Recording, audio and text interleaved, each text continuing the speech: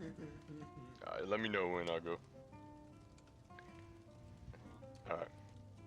In the kingdom of Lanthriel, nestled between the Azure Peaks and the Forest of Shadows, there existed a peculiar tavern known as the Fabled Cauldron.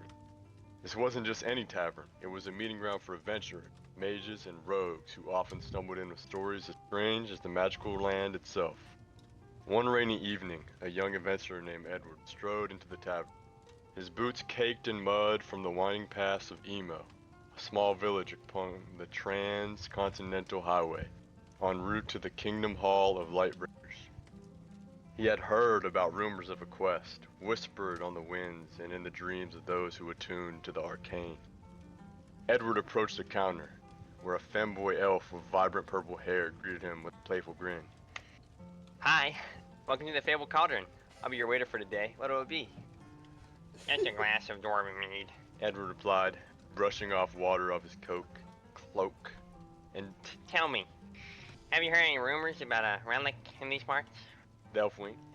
Oh, plenty, but most of it's just adventurers trying to impress each other. Still, I've heard whispers of a powerful artifact, the Orb of Infinite Knowledge. Buried deep in the Forgotten Crypt, they say the orb can answer any question, no matter how absurd. Edward smirked. Sounds like a tale to me. Still, tales have a funny way of leading to treasure. At a corner table, a burly orc named Grug IV was engrossed in a heated debate with a cloaked figure. Stop breathing air, Ajax. You're such a fucking normie, Grug growled, slamming his fist into the table. The cloaked figure chuckled, his voice as smooth as silk. I'm just saying, Grug. Minecraft Sex 120201456 isn't exactly a practical battle strategy. Edward shook his head at the bizarre exchange and turned back to his drink. It wasn't long before another patron, a bard with a lute strapped to his back, stumbled in, shouting, "Guys, I'm back!" He flopped into a chair near the fire, already strumming a lively tune. As the room grew livelier, Edward caught snippets of conversations. You guys want to meet King Belden? I don't respect your fucking quest. This is unironically worse than playing War Thunder. Why is there a watermelon on the table? Nearby, a tall man with a mischievous grin, known as Zilot, leaned against the bar.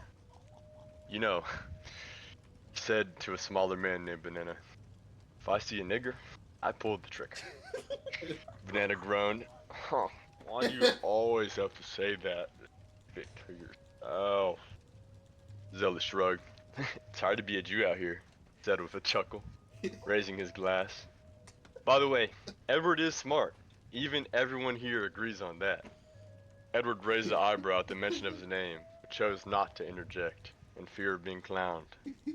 The bard, known as Pogs, called out, "What's up, guys?"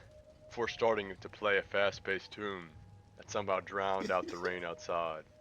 BLM, BLM, BLM, BLM, he sang, though it was clear he was just making fun of the tavern's tendency to erupt in chants over the slightest provocation.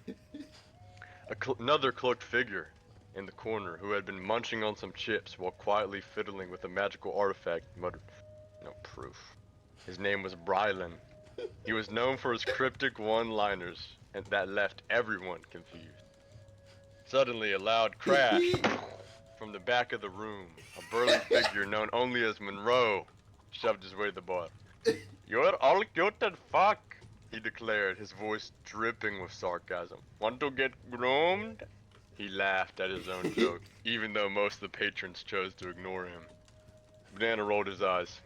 "Not even iced out," he muttered under his breath. The mage sitting by the fire, staring into the flames, finally spoke again. "In this world, there are predators, and there are prey. I've chosen prey to survive," he said, his voice low but commanding. Edward's interest was piqued. "I hear you're wise in the ways of this land. What do you know about the Orb of Infinite Knowledge?" The mage's eyes gleamed with a spark of recognition. "Ah, the Orb. Dangerous to seek. Impossible to wield unless you're prepared to face your deepest truths. Tell you what I know, but it comes with a price." Edward's hand shook instinctively towards the coin pouch at his belt. "Name it." The mage shook his head. "Not gold, young one. I need something far more valuable. A piece of your story. Tell me why you seek the orb. Edward hesitated. He had always been guarded about his past, but he realized that no great quest could be undertaken without trust. I seek the orb to ask a single question. A question about my lineage. The mage nodded solemnly. Very well. The crypt lies beyond the forest of shadows, guarded by the wraiths of the forgotten. But beware, the orb reveals not only just answers, but the cost of knowing them. Edward bowed in gratitude and turned to leave the tavern. As he stepped into the stormy night, the elf waiter called after him. Good luck, adventurer. Don't forget to tip when you find your treasure.